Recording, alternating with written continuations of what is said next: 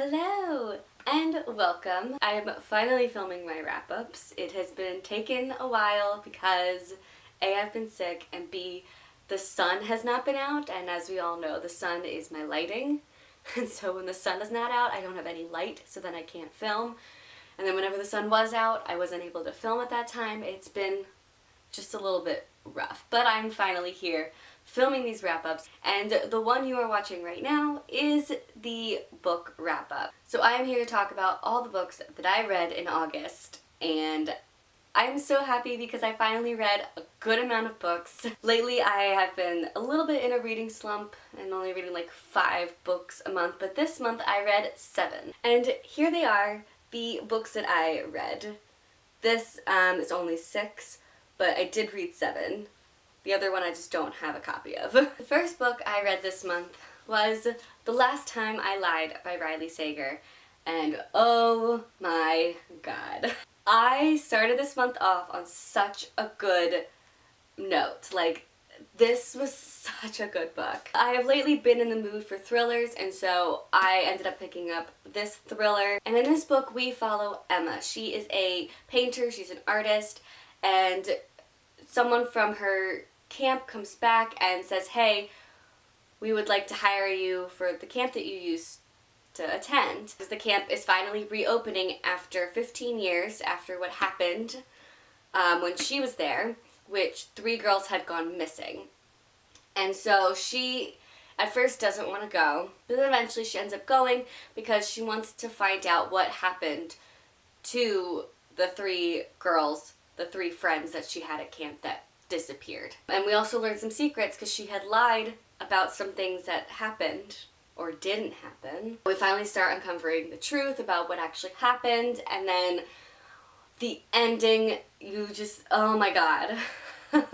This story just, I had no idea where it was going the whole time. I never saw anything coming. I had like so many theories and they were all wrong, and just, oh my, the ending was just so great, basically. It was very thrilling, it was very suspenseful. I literally could not put it down. I ended up staying up till like 2 a.m.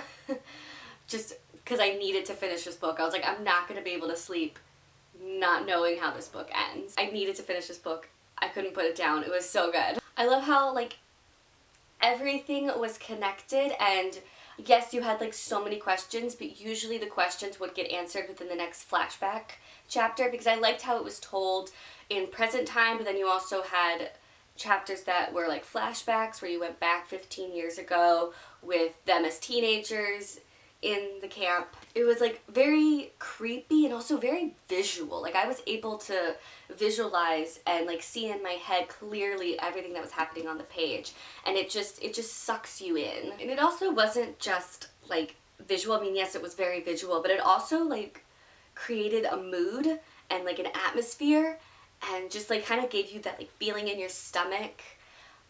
Oh my god, like if you're on a roller coaster or whatever, like that feeling, I got that feeling reading this book, and it was just, I don't know, it was so cool. I just loved the way it was written, and it was also like very to the point. I felt like everything in this book was needed in the book to tell the story. There wasn't anything that needed to be taken out, or wasn't just like fluff, like filler, whatever. Like, everything was meticulous and needed. I also just love that you didn't know who to trust in the story. Even like the narrator, Emma, you also like couldn't trust her because she was lying half the time. So it was just, I loved this book so much. I gave it 5 out of 5 stars. The next book I read is Cracked Kingdom by Erin Watt. This is the 5th and final book to the Royals series, which I have talked about a couple times on my channel. I really like that series.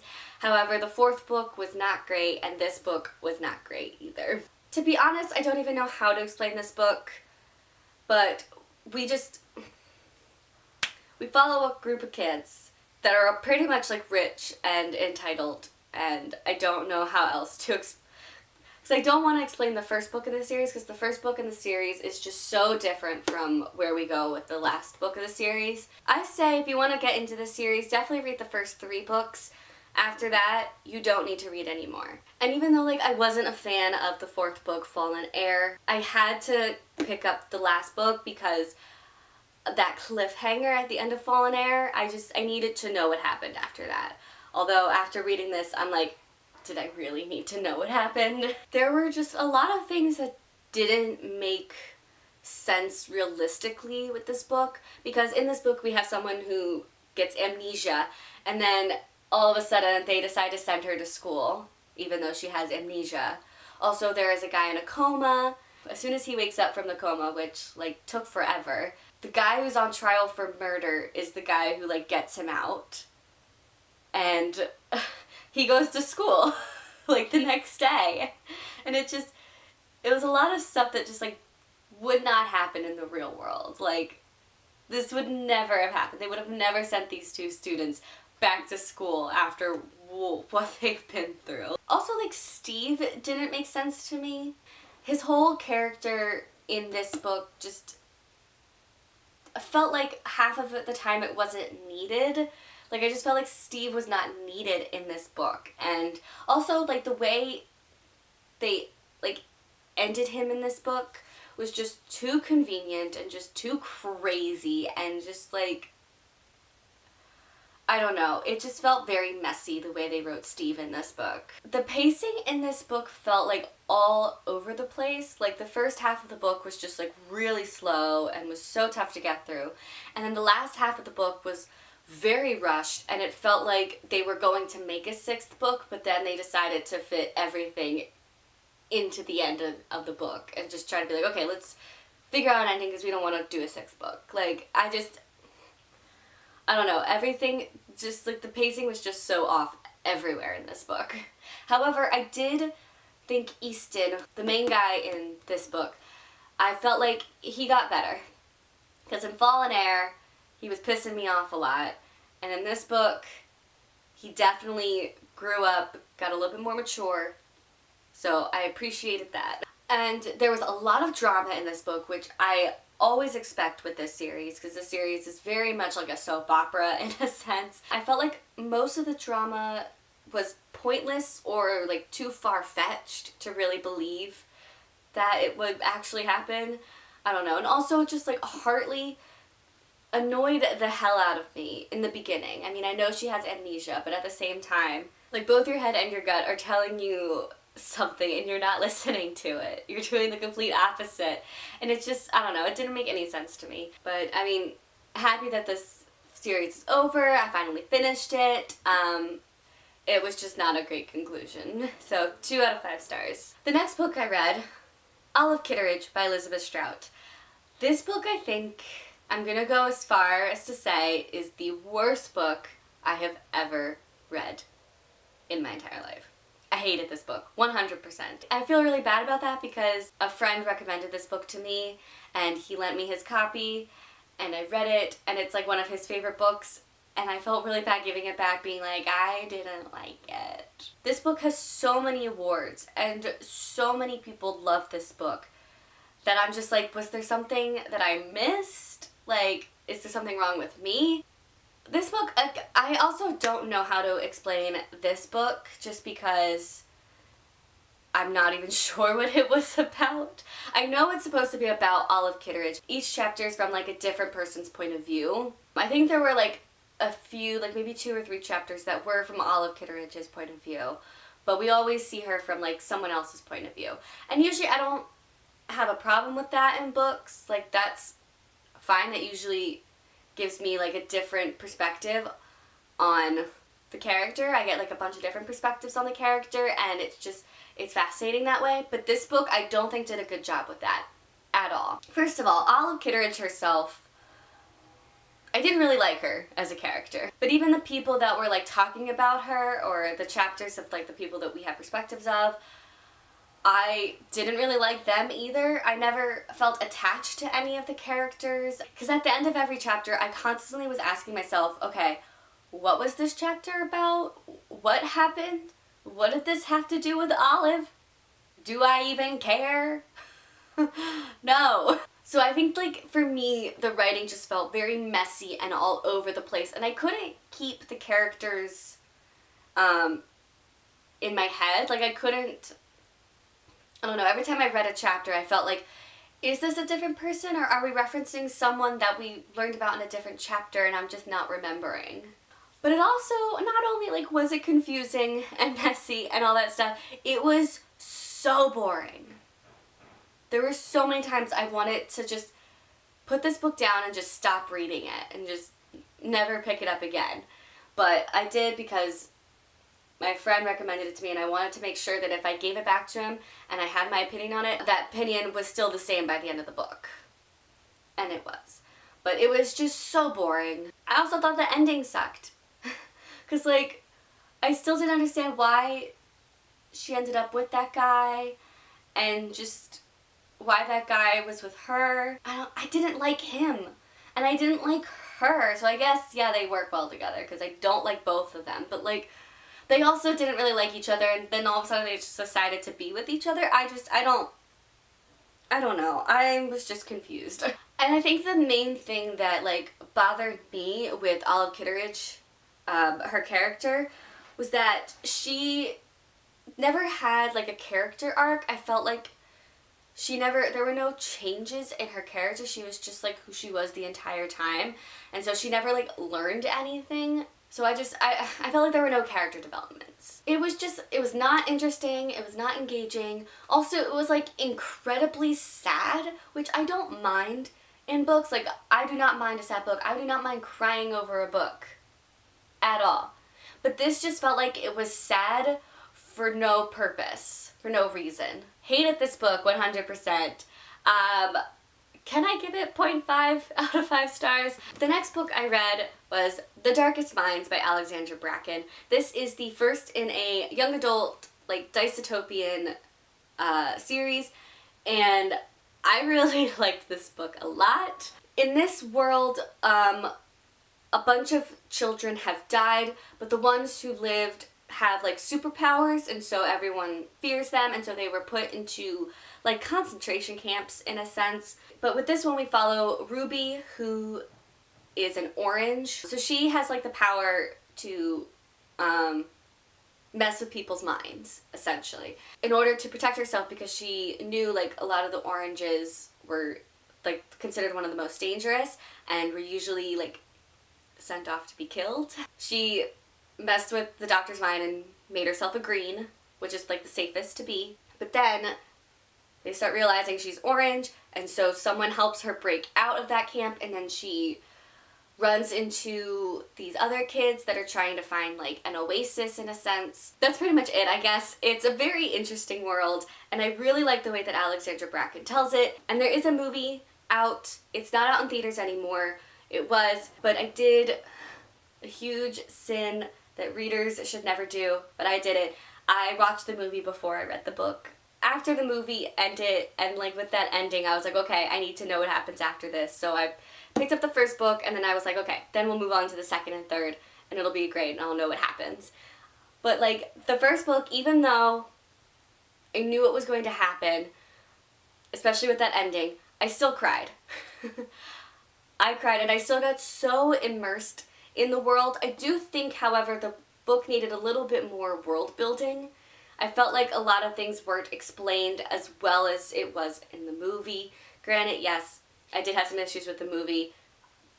You can watch that in my movie wrap-up for this month. I needed more explanation on certain things, but hopefully those explanations will come in, like, the second or third book. So, we'll see. I do think the pacing was really good, and I really love this story and where it's going, and I get so invested with these characters. These characters are so funny. I love Chubbs, 100%. It's dark, it's heartbreaking, but it's just such a great story, and it really sucks you in, and I really like this. So I gave it 4 out of 5 stars. The next book I read, Saga, Volume 6, and I really love this Saga series. It's like a sci-fi Romeo and Juliet, but by this point it's gotten so much more than just that. But I do think that this volume was the most boring in the series so far. There was not a lot of action, and I felt like nothing in this volume furthered the story, but I did enjoy the ending. The ending was really good, and so I'm very excited to get volume 7. Gus is seriously the best character in this series. Also was really happy to see Isabel come back. I've really missed Isabel. So thank you for coming back, Isabel. There is more development with Hazel now that she's growing up, so I liked that. But I just felt like the storylines in this volume were just more scattered than they usually are. I still very much enjoy this series, and I'm of course going to be picking up the 7th one. I just feel like this is my least favorite so far out of all of them. I gave it 3 out of 5 stars. The next book I read was my Book of the Month Club pick for this month, and that was The Line That Held Us by David Joy. Honestly, don't even know why I decided to choose this one. I think because it said it was like a Western, but also like a noir, and I was kind of in the mood for a Western. I don't think I actually was. I think I don't know, I think I was lying to myself when I said I was in the mood for a Western.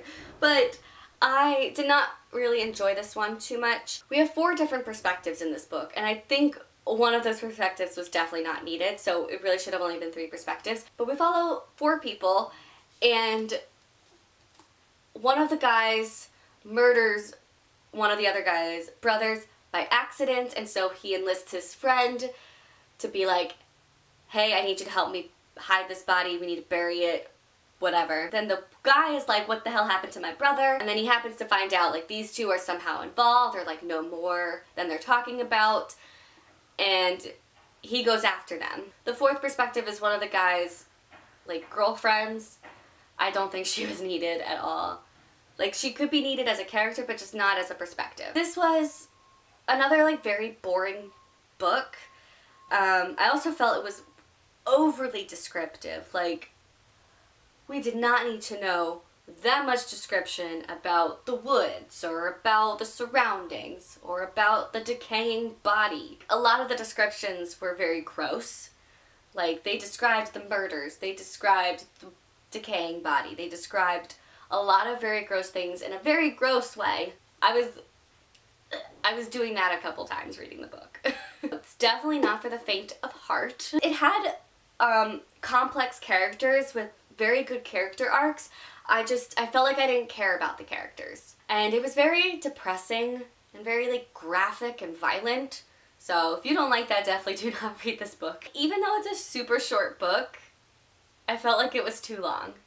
Also, like, what the hell was that ending? It made no sense. I don't think that last chapter was needed at all. I get the message that this book is trying to get across, but it was just so painful to read trying to get to that message.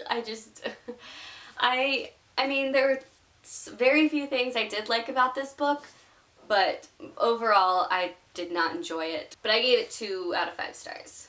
And then the last book I read was my nonfiction book for this month. I almost didn't get it in time, and I would have failed at my challenge of reading 1 nonfiction book a month this year, but I finally did it.